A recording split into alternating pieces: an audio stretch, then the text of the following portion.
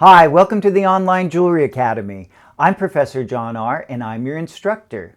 In this video, I'm going to discuss the various types of heat sources that you can use to prepare your wax models. But before I begin, I want to give you guys a little reminder of what lost wax casting is.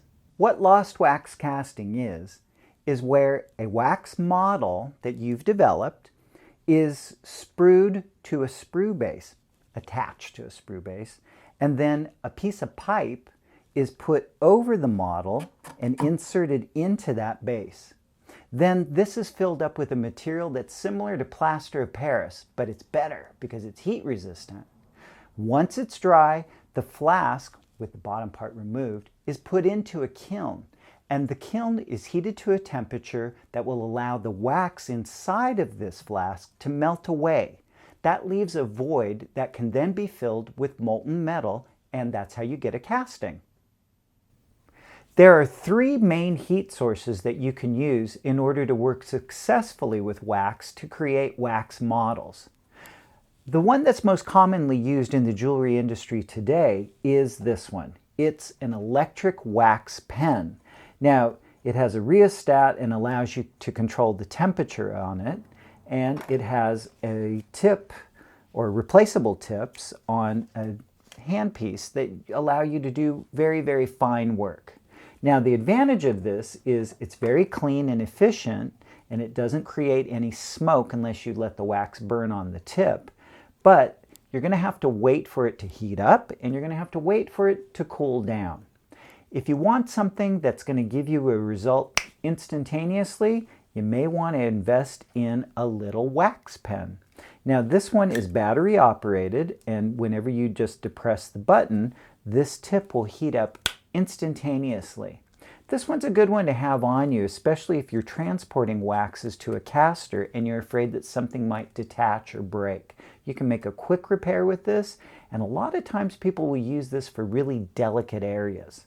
Now, the old reliable standby is the alcohol lamp. And this one's great.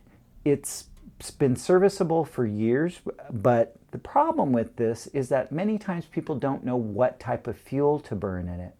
You need to burn denatured alcohol, not isopropyl or rubbing alcohol. That gives off a fume that's not really good for you to breathe. But this is a clean burning fuel that you'll have no problem with.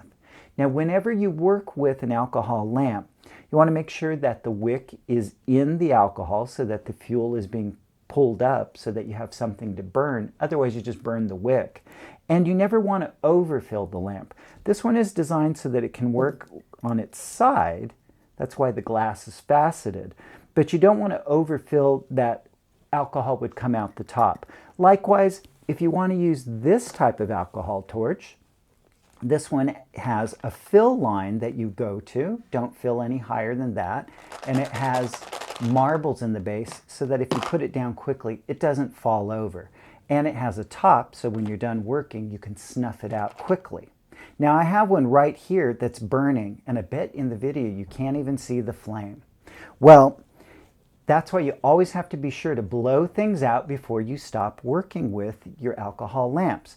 Now, the one thing about this one that I love is it's a great finishing tool. I have a piece of wax here that just has saw lines from being sawed apart from a larger block. Now, if I take the alcohol torch and I hit it with the flame just by squeezing, what I can do is I can begin to cause the surface to melt a little bit, and I ameliorate all of those weird little cut lines from the saw and smooth it out.